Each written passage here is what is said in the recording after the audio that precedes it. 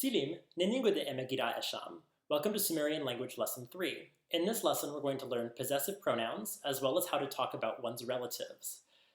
In this lesson, we're going to be using a little bit of vocabulary that was learned in Lesson 2, as well as the grammatical structures learned in Lesson 2, so make sure to watch that video first. We're going to start by learning the vocabulary for some basic interpersonal relationships, family members. So we're going to start with the word Adda. Adda. Adda means father. The word ama means mother. The word shesh means brother, and it's also the word used for a male cousin. And the word nin means sister or a female cousin. In the last lesson, we learned that the subject pronouns I, you, and he or she are ngai, zai, and ane. And now we're going to learn the possessive pronoun equivalents, my, your, and his or her. Possessive pronouns operate a little bit differently in Sumerian than they do in English. In English, my, your, and his or her are separate words, but in Sumerian, they're suffixes attached to the thing possessed.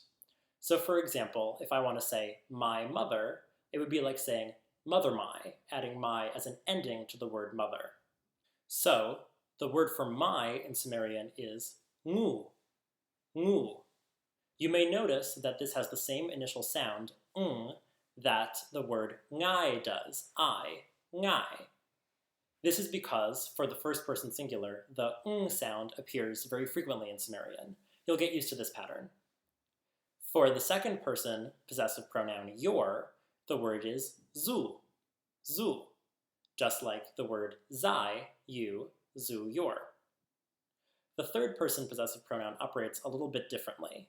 If the thing being possessed ends in a consonant, the ending is ani, ani. If it ends in a vowel, however, the a sound drops out, so the possessing pronoun is ni, ni. So, for example, if I wanted to say my mother, I would say amangu, your mother would be amazu, and his or her mother would be amani. However, if I wanted to refer to his or her sister, nin, I would need to keep the a sound in, so I would say ninani, ninani, his or her sister. So now we can construct some simple sentences about our relatives. So if I wanted to say my mother is a cook, I would say amangu endubam, amangu endubam. Don't forget that my mother, even though she's my mother, is still a third person, so the verb takes the third person ending, am. If I wanted to say his or her sister is a gardener, I would say ninani nukirim, ninani nukirim. In the description below, there'll be a longer list of vocabulary about relatives in Sumerian, so you can look at that list and, using the grammar that you now know, tell me in the comments about the occupations of some of your relatives.